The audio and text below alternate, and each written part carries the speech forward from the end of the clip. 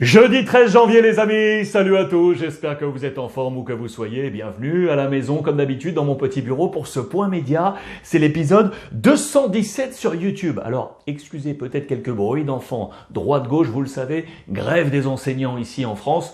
Il faut garder les schtroumpfs à la maison. C'est la vie, ça fait partie.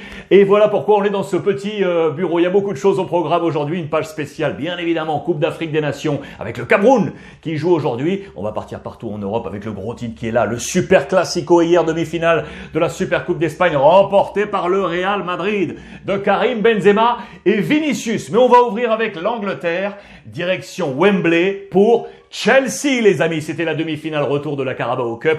Chelsea qui retrouvait Tottenham. Et comme au match aller, c'est Chelsea qui s'était imposé. Victoire 1-0, tête de Rudiger sur un corner de Mason Mount à la 18e minute. Au total, ça nous fait 3-0 pour les Blues de Chelsea. Lukaku, Rudiger, direction donc Wembley. Il faut savoir que Tottenham a eu 3 interventions de la VAR contre Tottenham. Avec 2 pénaltys refusés sur Højbjerg et Lucas Moura et un but refusé à Harry Kane. 3 VAR contre Tottenham, mais c'est bien Chelsea qui passe les Blues, la croisière des Bleus, vous le voyez, pour prendre la direction de Wembley. Information également côté Liverpool, ici, avec l'ami Jürgen Klopp qui veut rassurer les supporters des Reds de Liverpool sur Mo Salah, l'international égyptien qui est à la CAN, qui a demandé, vous le savez, 400 000 livres par semaine. Il va avoir 30 ans au mois de juin prochain. Klopp rassure tout le monde. Les amis, nous voulons le garder. Il veut rester. Pas de panique. On va trouver la solution. Voilà l'amorce lancée par l'ami Jürgen Klopp. Chelsea donc qualifié avec son coach Thomas Tuchel, l'Allemand, l'ancien du Borussia Dortmund. Information justement, Bundesliga avec le Borussia et un échec. On était allé chercher le défenseur là, l'ami Marin Pongracic, il est ici. C'était un prêt en provenance de Wolfsburg, international croate, 24 ans. Eh bien, ça ne marche pas du tout du côté du Borussia Dortmund. On ne va pas le conserver, c'est un échec.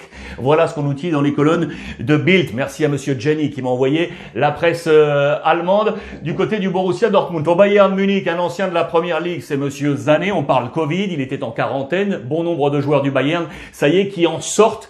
Et du coup, le Bayern qui descend ici dans l'échelle des clubs qui avaient été privés de X joueurs cause quarantaine. Le Bayern était en tête de ce classement, si on peut le dire. Le Bayern est aujourd'hui ici avec un seul cas, c'est Hernandez, le Français, qui est en quarantaine. Retour de Sané. En parlant de Français, l'ami Kingsley Coman a prolongé avec le Bayern Munich, les amis. Contrat jusqu'en 2027. Lui, formé au Paris Saint-Germain, on le sait, qui était parti libre en 2014 direction la Juventus de Turin. Il a aujourd'hui 25 ans. Il avait été prêté au Bayern, on s'en souvient, en 2025 pour 2015 pardon, pour 2 saisons avant de signer en 2017 en faveur du Bayern Munich. Il prolonge donc et ce jusqu'en 2027 pour Kingsley Coman. En parlant de français, je vous emmène en Ligue 1 avec le pataquès du côté des Girondins de Bordeaux. Rien ne va plus, vous le savez, notamment sportivement incarné par Laurent Koscielny.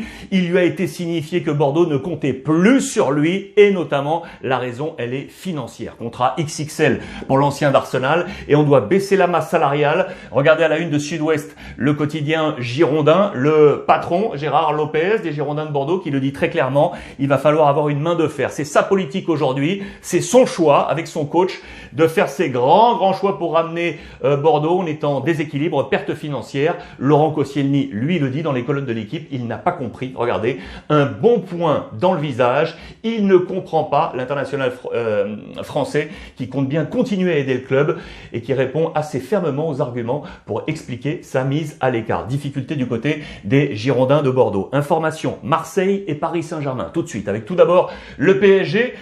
Lionel Messi qui devrait être dispensé des matchs de qualification pour la prochaine Coupe du Monde. Les matchs de qualif pour l'Argentine de fin janvier. Il devrait en être dispensé. Mesure d'exemption pour Lionel Messi. Vous le voyez, affaire à suivre. Ça pourrait faire du bien, ça pour le Paris Saint-Germain. D'autres infos Paris. Marseille également ici avec Alvaro González. On en a parlé dans le direct de Brut Live. Vous le savez, il y a quelques jours à 19h. D'ailleurs, je vous le rappelle, tous les jours, les amis. 19h, 20h, 1h en direct ensemble sur Brut Live. L'application est gratuite, vous la téléchargez sur l'App Store, elle viendra bientôt sur Android.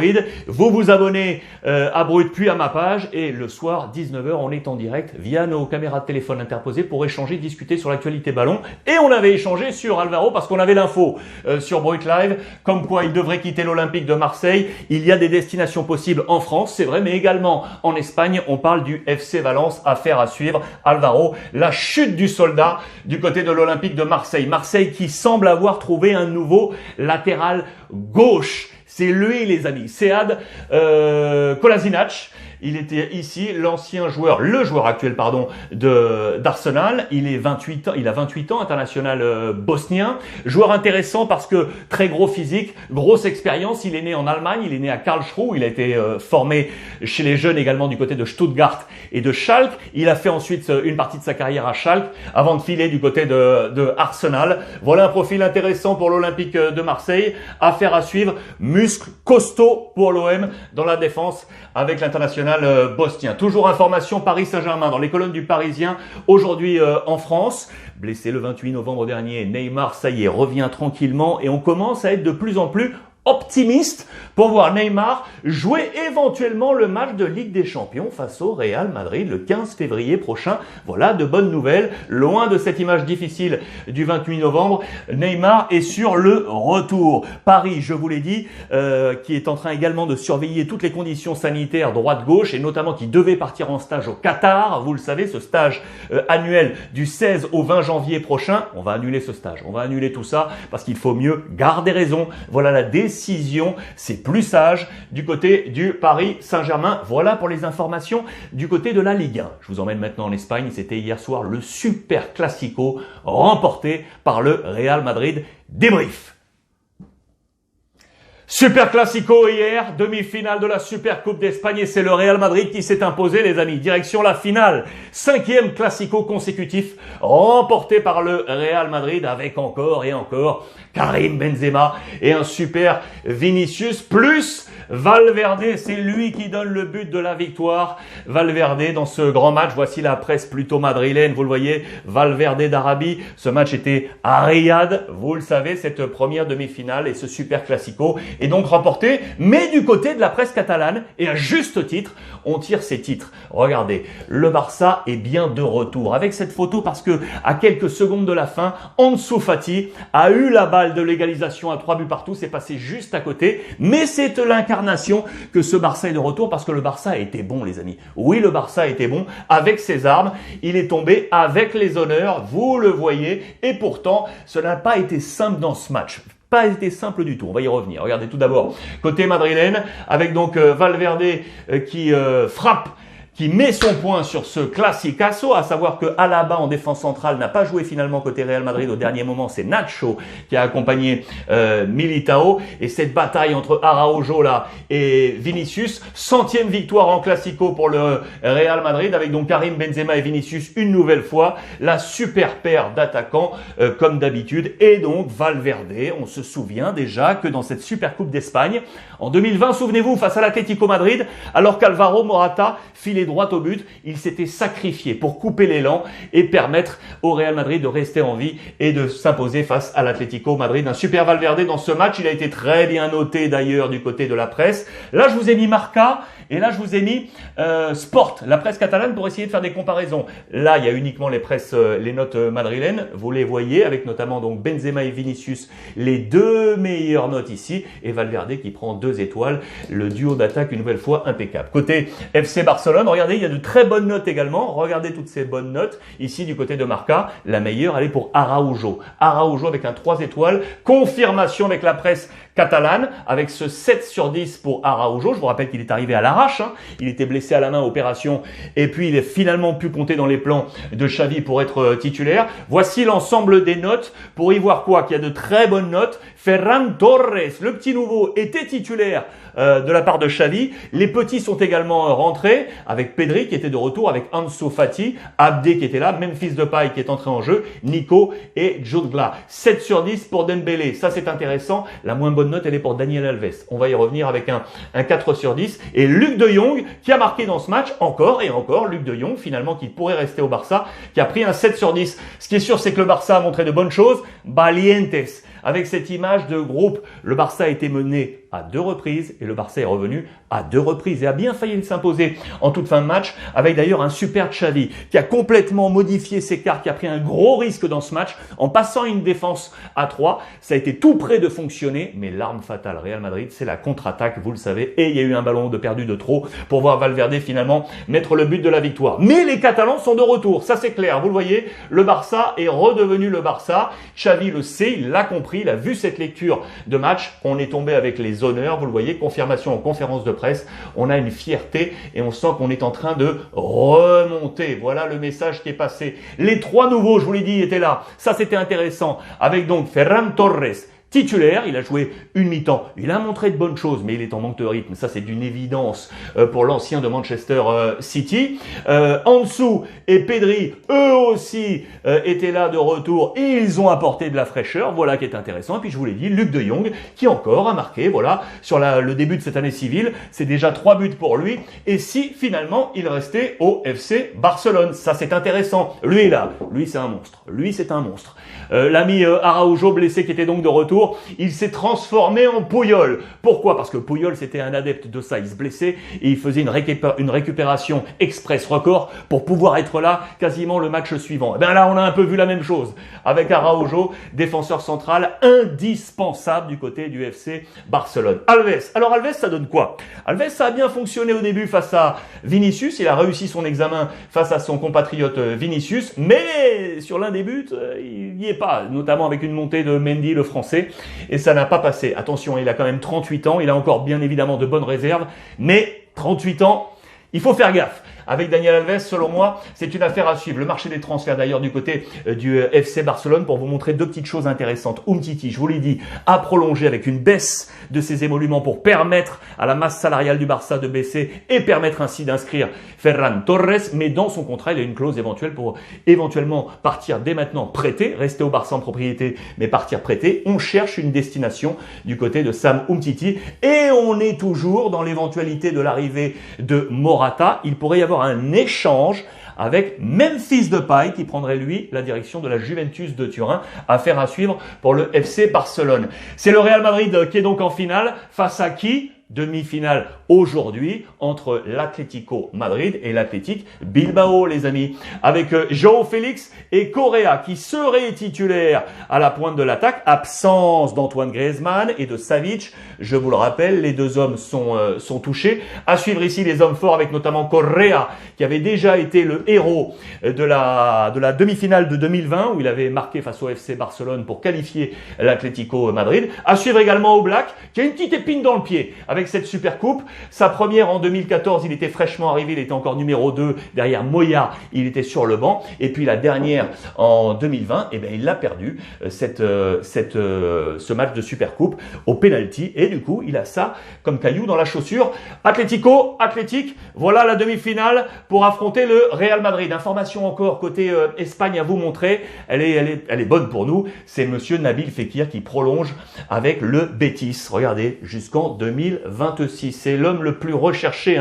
Il a actuellement une cote absolument incroyable en Andalousie. Pellegrini, le coach, le voulait absolument le garder. Voilà qui est fait. Prolongation pour Nabil Fekir jusqu'en 2026. Voilà pour les informations Espagne. On file maintenant en Italie. C'était hier la Super Coupe d'Italie qui s'est imposée. C'est l'Inter qui a remporté la Supercoupe italienne, les amis, face à la Juventus de Turin. Ça a été un très bon match de ballon. Ça aussi, la une de la Gazzetta dello Sport. Infinita Inter. Voici l'Inter qui inscrit de nouveau son nom à ce palmarès de la Supercoupe. On ne retrouvait plus l'Inter depuis 2010 ici. Et pour succéder à la Juventus de Turin, vous le voyez, alors que la Juve a mené 1-0, les amis. La Juve a mené 1-0 avec McKennie, qui est logiquement le meilleur homme du match du côté de la Juve avec un 7 sur 10. La Juve a offert un très bon rendu, la formation de Max Allegri. Ça a été un très bon match de ballon. McKennie à la 25e minute. Et puis c'est Lautaro qui va égaliser ensuite avant de voir Alexis Sanchez marquer le but de la victoire, le meilleur joueur de l'Inter avec un 7 sur 10. À noter, Adrien Rabiot a pris un 6 du côté de la formation de Max Allegri. Je voulais vous montrer également le choc des coachs. 6.5 pour Allegri et 7, un gros 7 pour Simone Inzaghi. Je voulais vraiment qu'on souligne son travail. Bravo, effectivement, bravo à Simone Inzaghi qui a repris le club après le départ de Conte, sans Lukaku, un des meilleurs buteurs qui était parti, sans Achraf Hakimi, un bulldozer sur le flanc droit. Eh bien, il a réussi à reconstruire cette équipe, à la maintenir à flot, avec notamment Dzeko qui est arrivé, et puis la relance d'Alexis Sanchez. Bravo, bravo, bravo à monsieur Simone Inzaghi. On joue en coupe ce soir, et vous savez quoi? Andrei Shevchenko va retrouver Milan. Oui, les amis, celui qui est aujourd'hui l'entraîneur du Genoa, eh bien, va affronter l'AC Milan d'Olivier Giroud, Monsieur Coupe, pour un choc à San Siro. C'est à 21h. Attention d'ailleurs à Shevchenko, je vous en ai déjà parlé, il est en gros danger.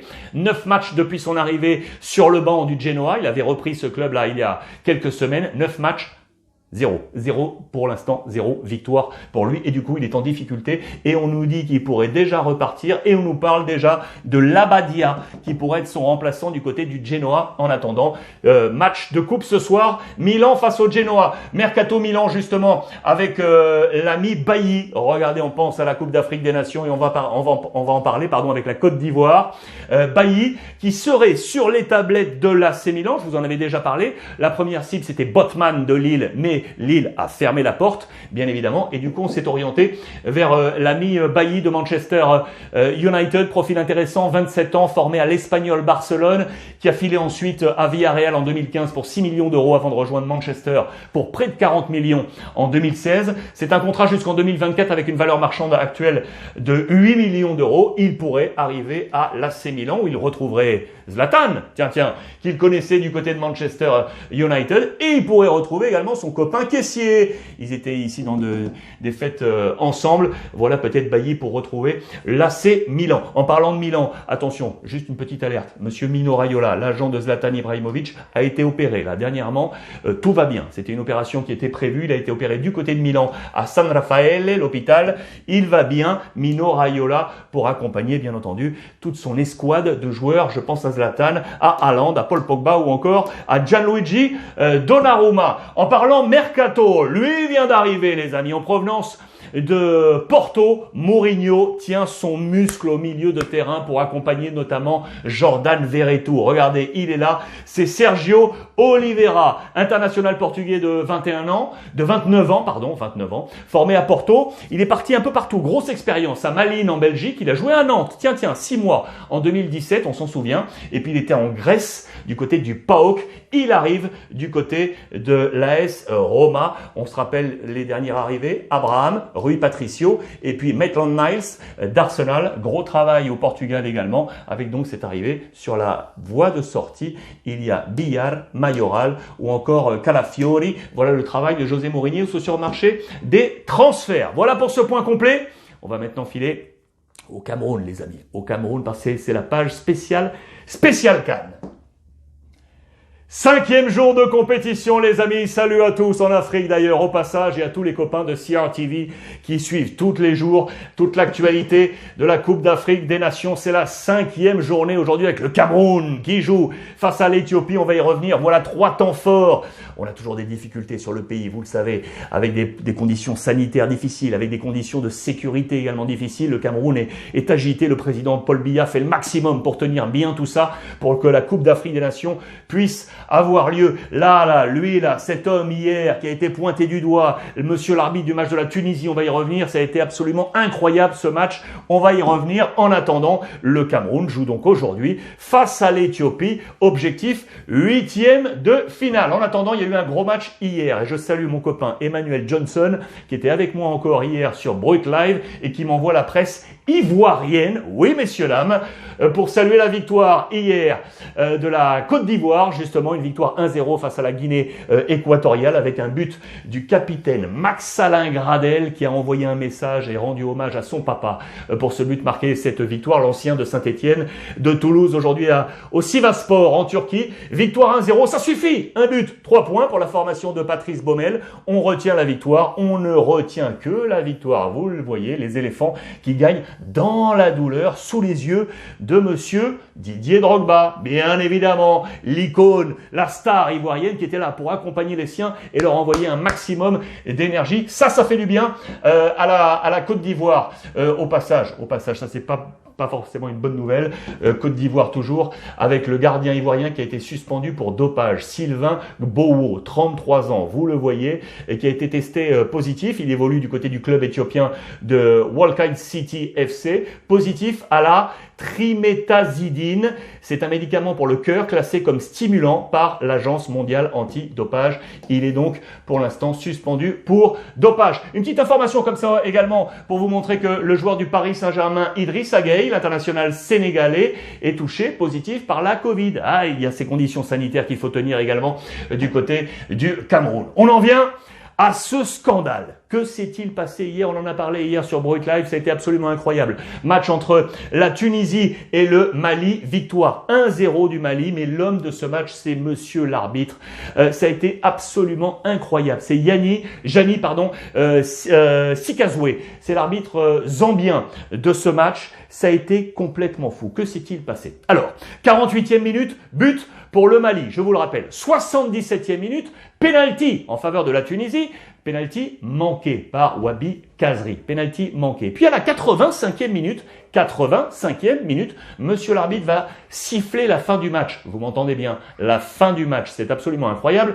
Les Tunisiens s'emportent, bien évidemment. On se rend compte de cette erreur. On décide de reprendre le match. On reprend le match. 2 minutes plus tard, la 87e minute, carton rouge contre les Maliens. Je dis bien carton rouge contre les Maliens. Regardez, ça c'est dans la presse espagnole. On est toujours à 1-0. Et puis à la 89e minute et 40 secondes, on n'est pas encore à 90, monsieur l'arbitre resiffle une deuxième fin de match. Alors qu'il y a eu intervention de la VAR ici, qu'il y a eu de nombreux changements, donc du temps additionnel. On n'est même pas allé au terme du temps réglementaire, ni temps additionnel, et il siffle une deuxième fois la fin de ce match. C'est complètement fou. L'homme des casseroles, monsieur l'arbitre, qui avait été suspendu en 2018 pour des soupçons de corruption. Tout le monde va rentrer au vestiaire. Écoutez, c'est pas fini, hein. Tout le monde va rentrer au vestiaire, et 20 minutes plus tard, alors que tout le monde est déjà en conférence de presse, eh bien le coach du Mali qui était en conférence de presse va être rappelé pour revenir sur la pelouse parce qu'on veut reprendre. On va reprendre. Les dirigeants de la CAF de cette Coupe d'Afrique des Nations demandent à reprendre ce match 20 minutes après. Les Maliens vont revenir, mais pas les Tunisiens, ni monsieur l'arbitre. C'est le 4e arbitre qui va revenir pour reprendre le match, mais il n'y a qu'une équipe sur le terrain, et cette fois, oui, on arrête tout, et c'est terminé, et le Mali s'impose 1-0. Alors, il faut savoir que la Tunisie a la possibilité, vous le savez, de poser une réserve technique pour faire face à ce scandale arbitral en Afrique, c'est dans les colonnes de AS en Espagne. Possibilité de poser cette réserve technique pour le coach, Monder Kebayer, qui est ici, vous le voyez, qui a justifié son choix de ne pas rejouer parce que la situation était complètement ubuesque. Mais attention, si cette réserve technique est posée par la Tunisie comme affectée par une erreur d'arbitrage, attention parce que la Tunisie peut être également attaquée pour ne pas être revenue sur la pelouse et éventuellement sanctionnée. Donc on va voir quelle sera la suite de la situation. En tout cas, ce qui est sûr, c'est que ça a été complètement incroyable. Sachez que le patron des arbitres de la CAN a parlé, en parlant de l'arbitre de champ, d'un problème peut-être d'insolation solaire. Voilà pourquoi il ne serait peut-être pas revenu sur la pelouse après 20 minutes. Vous savez, quand c'est le 4e arbitre qui a repris, en attendant, c'est une grosse affaire qui a agité, bien évidemment, l'organisation de cette Coupe d'Afrique des Nations. Affaire à suivre. Ce qui est sûr, c'est que la Tunisie, donc, là, potentiellement, a perdu, ce qui signifie que les équipes d'Afrique du Nord, les amis, les équipes d'Afrique du Nord, sauf le Maroc, sont en difficulté. L'Algérie, la Tunisie donc, et également l'Égypte. Algérie, Égypte, Tunisie, en difficulté les équipes d'Afrique du Nord, alors qu'on fait partie plutôt des favoris. C'est une affaire à suivre. Aujourd'hui c'est le Cameroun. Aujourd'hui c'est le Cameroun. Deuxième match du Cameroun pour affronter l'Éthiopie à la une de la presse camerounaise avec donc l'objectif 8e de finale. Parce que c'est très simple dans ce groupe, en cas de victoire, le Cameroun file pour la qualif. Ça, c'est hyper intéressant. Tony, le coach, le dit très clairement, on est prêt. Les joueurs sont prêts, les Lions sont prêts pour cette qualification. Les supporters y croient, c'est très intéressant. Engouement populaire, bien évidemment, au maximum du côté du Cameroun. D'ailleurs, je voulais vous montrer ça. C'est une très belle initiative de monsieur Roger Tafam. C'est le maire. C'est le maire de Bafoussam. Eh bien, regardez, il veut relever le défi populaire à Kwekong. Qu'est-ce qu'il a fait? Il a mis à disposition de la population des bus pour les faire venir. Venez au stade, les amis, venez. Il a mis à disposition des bus pour que la ferveur populaire soit là. J'adore ces petites histoires qui font la grande histoire du football de cette Coupe d'Afrique des Nations. Voilà, les amis. Donc, ce soir, match du Cameroun. On va débriefer tout ça sur Brut Live ce soir à 19h. N'oubliez pas, également sur YouTube, on se retrouve. Et puis, sur CRTV, tous les rendez-vous avec les copains de la plateforme à ne pas manquer. Ce soir, Extra Time, le rendez-vous quotidien pour faire le débrief complet de la journée. Extra Time, 21h50, codiffusion sur CRTV News et CRTV Sports. Et puis la rediff, c'est dans la nuit, 1h15 du matin sur CRTV Premium. Voilà les amis pour ce point complet. Merci une nouvelle fois de votre fidélité. Je vous embrasse et profitez des vôtres.